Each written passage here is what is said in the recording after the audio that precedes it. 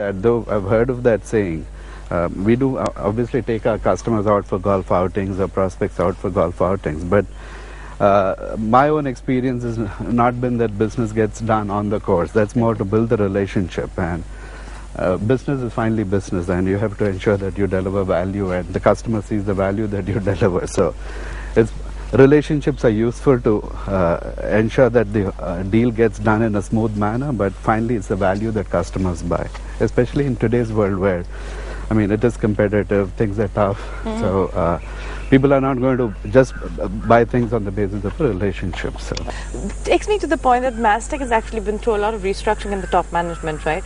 You've taken over. I know Mr. Desai has gone one step back.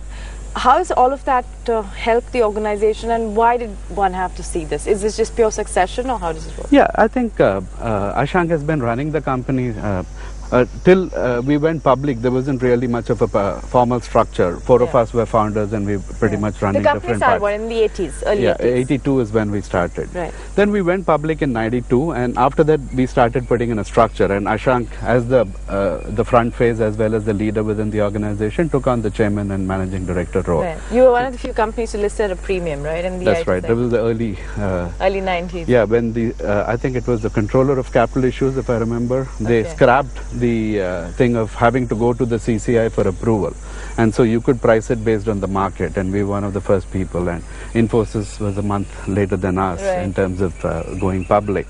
So that Ashank was running the company pretty much till 2007, and he actually had interests beyond Mastek. He's very active in the industry. He's been one of the founding members of NASCOM. He's involved at the Asian level in Associo.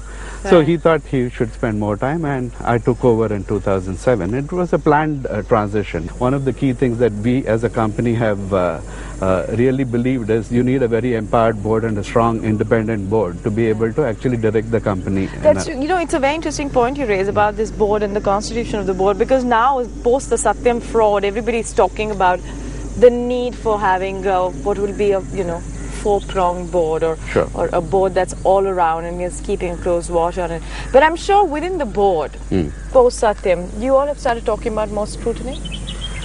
Actually, we always had a lot of scrutiny. The way the board is constituted is we have four of us who are founders, who are part of the board, and four independent directors who are truly independent. So the purpose for bringing them in is to drive a different perspective, different point of view. The board actually brings very different perspectives in terms of the strengths and talents that they have.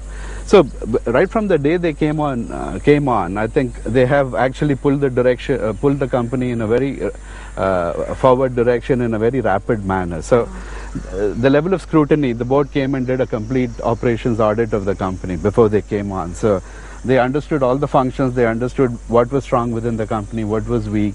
They set some directions in terms of areas of improvement, which we had to put in place quarter on quarter. Okay, hold that thought. We'll probably talk a little more about the SWOT analysis on that front, but in just a bit. We'll be back in a moment. You're watching Business on Course.